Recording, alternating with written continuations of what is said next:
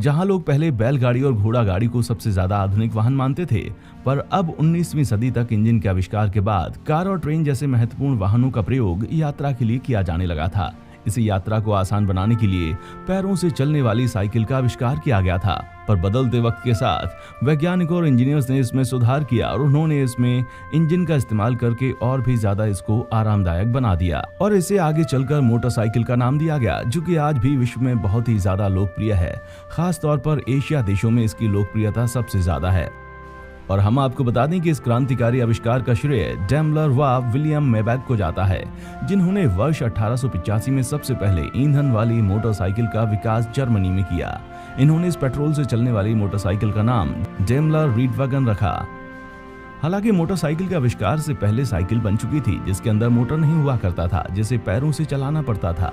इस मुश्किल को देखते हुए इन दोनों ने साइकिल में इंजन का प्रयोग को एक नया रूप दिया, जिसके बाद पहला पेट्रोलियम ईंधन वाला मोटरसाइकिल डेमलर रीडवैगन बनकर तैयार हुआ।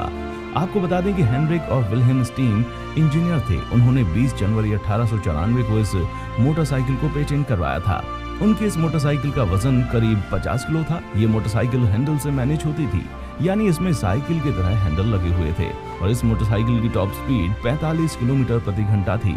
इस बाइक में 2 सिलेंडर 4 स्ट्रोक इंजन लगा हुआ था। ये मोटरसाइकिल 2.5 bhp की पावर जनरेट करती थी। इस मोटरसाइकिल ने उस जमाने में काफी कमर्शियल सक्सेस हासिल की थी।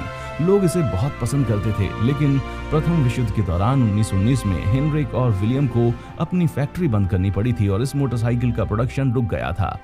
और अब हम आपको बता दें कि इस डिजाइन वाली मोटरसाइकिल देखने को नहीं मिलेगी। आप अब इस साइकिल नुमा मोटरसाइकिल को सिर्फ प्राइवेट कलेक्शन में ही देख पाएंगे। ठीक उसी समय यानी कि 1885 में ही एडवर्ड बटलर ने एक 3 पहिया वाहन का कमर्शियल डिजाइन मोटरसाइकिल तैयार किया, जिसे उन्होंने 1885 में लंदन में स्टेनली साइकिल शो में वाहन के लिए अपनी योजनाओं का प्रदर्शन किया। जिसके बाद सन 1888 में ग्रीनविच में मेरीवेदर फायर इंजन कंपनी ने इस वाहन का निर्माण किया था। बटलर पेट्रोल साइकिल एक 3 पहिया वाहन था, जिसमें सीधे 5 से 8 HP के 60 सीसी फ्लैट जुड़वा 4 स्ट्रोक इंजन लगे थे। हालांकि उनकी ये मोटरसाइकिल कुछ खास सफल ना हो सकी थी।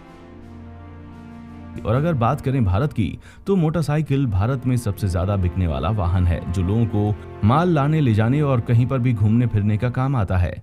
भारत में आज़ादी से पहले कुछ ही मोटरसाइकिल जैसे जावा, इनफील्ड बुलेट और एस्कॉर्ट मोटर की राजदूत मोटरसाइकिल ही मौजूद थी। अगर बात की जाए भारत की सबसे पहली मोटरसाइकिल की, तो उसे ब्रजमोहन लाल मुंजाल, जो कि भारत के सबसे धनी व्यक्तियों में से एक थे, उन्होंने 1944 में सबसे पहले मोटरसाइकिल खरीदा था।